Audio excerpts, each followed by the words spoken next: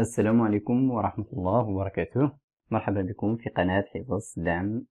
إذا لدينا تمرين جديد في مادة العلوم الفيزيائية في درس لا ديكروسونس راديو أكتيف.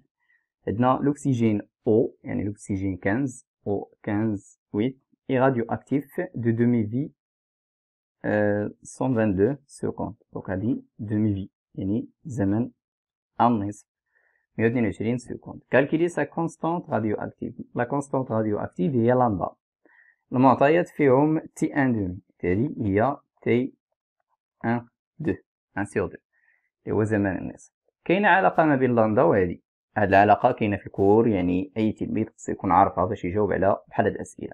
اش كتقول هاد العلاقة؟ كتقول بأن T1 sur 2 كتساوي لينا ln ديال 2 divisé par lambda اللي هي لا كونستانت راديو اكتيف. حنا بغينا لامدا، اذا غادي نطبقوا واحد شويه ديال الرياضيات. لامدا تساوي ln 2 sur t 1 2.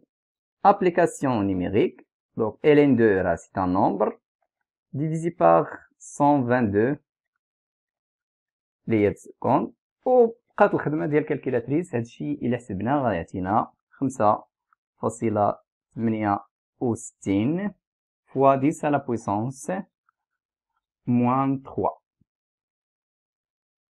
seconde moins 1 seconde moins 1 لأن لا كونستانت راديو اكتيف كتكون غير إما بسكوند moins 1 ولا لو موا moins 1 ولا لون moins 1. السنة دائما هاد الناقص واحد خصها تكون فوق. On passe à la deuxième question. Un échantillon d'oxygène 15 يعني نفس الأكسجين subit 4,5 fois 10 à la puissance 3 des intégrations par seconde à un instant t égale 0. donc هاد l'échantillon هادي كتخضع ل 4.5 في 10 أس 3 دي زانتيغراسيون الثانية. السؤال هو كيلي لا فالور دو لاكتيفيتي دو سيت échantillon T0 في هاد اللحظة هادي. أصلا خصنا نفهمو الجملة. ملي تيقول لك كاين عندك 4.5 في 10 أس 3 دي زانتيغراسيون بار سكوند، راه هما أصلا تيهضروا على لاكتيفيتي. l'activité راه لا ديفينيسيون ديالها هو لو نومبر دي ديزانتيغراسيون بار سكوند. دونك هادي اللي عطاونا هنا راه هي نيت لاكتيفيتي اللي تنقلبوا عليها في اللحظه تي زيرو. يعني غادي تكون عندنا ا زيرو تساوي 4.5 فوا 10 على بويسونس 3. غير حنا ما غاديش نكتبوا بار سكوند لان لاكتيفيتي قرينا في الكور عندها ليميت ديالها هو البيكريل. يعني ملي تكون عندك لو نومبر على السكوند كتحولها لبيكريل. D'abord, السؤال الموالي. La troisième question. Calculer le nombre N0 de noyaux radioactifs présents dans l'échantillon AT0. donc حنا بغينا N0. كنعرفوا كذلك باللي كاينه علاقه ما بين N0 و A0 قريتوها في الكور. حنا نديروا لها تذكير بطبيعه الحال. هي كتقول لنا بان A0 كيساوي لامدا اللي هي لا كونستانت راديو اكتيف فوا N0 فوا N0. من هاد العلاقة غادي نخرجو N0 اللي تنقلبو عليها غتساوي لينا A0 ديفيزي باغ لامدا. A0 ها هي ولامدا ها هي ديال اللي حسبناها. يلا حسبناها بقى فقط ابليكاسيون نيميريك. ابليكاسيون نيميريك N0 تساوي A0 اللي هي 4,5 fois 10 à la puissance 3 divisé par lambda اللي هي 5,68 fois 10 à la puissance moins 3. هادشي إلا حسبناه بالكالكيلاتريس غيعطينا 7.92 fois 10 à la puissance 5.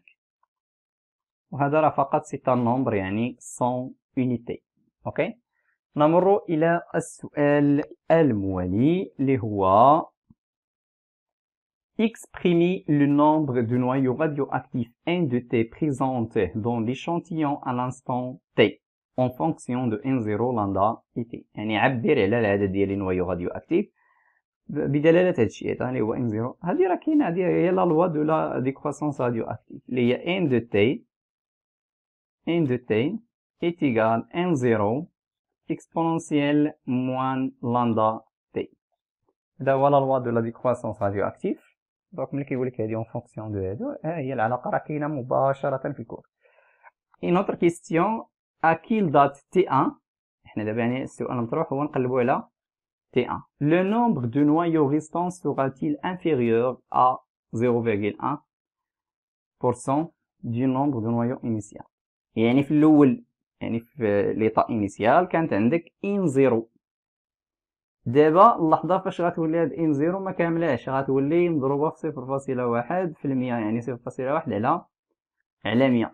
يعني غتولي عندنا N دو T1 كتساوي 0.1% من ان زيرو، وحنا كنعرفو ان دو تي حسب العلاقة السابقة هي ان زيرو اكسبونونسيال موان لامدا تي.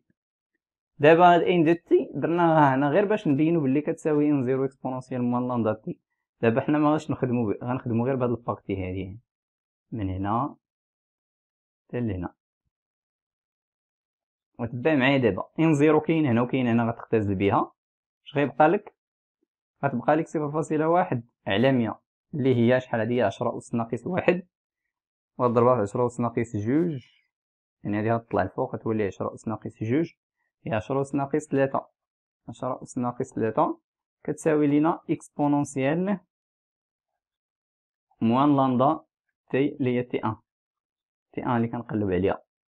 اوكي، دابا حنا تنقلبو على تي، دونك اش غادي دير اوتوماتيكمون؟ راه باينه كاين الاكسبونونسيال خصو يتحيد. باش غيتحيد بالالين غندخلو الالين، دونك الين ديال 10 أس ناقص 3 تساوي موان لامدا تي ان.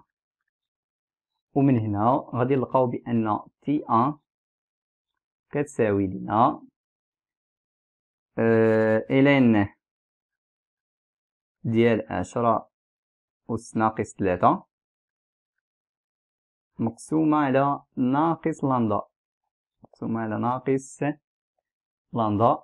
تطبيق عددي لامدا راه حسبناها في السؤال السابق، يعني باش منقولش لي فين هي لامدا، ها هي لامدا، ها هي تي ان application numérique.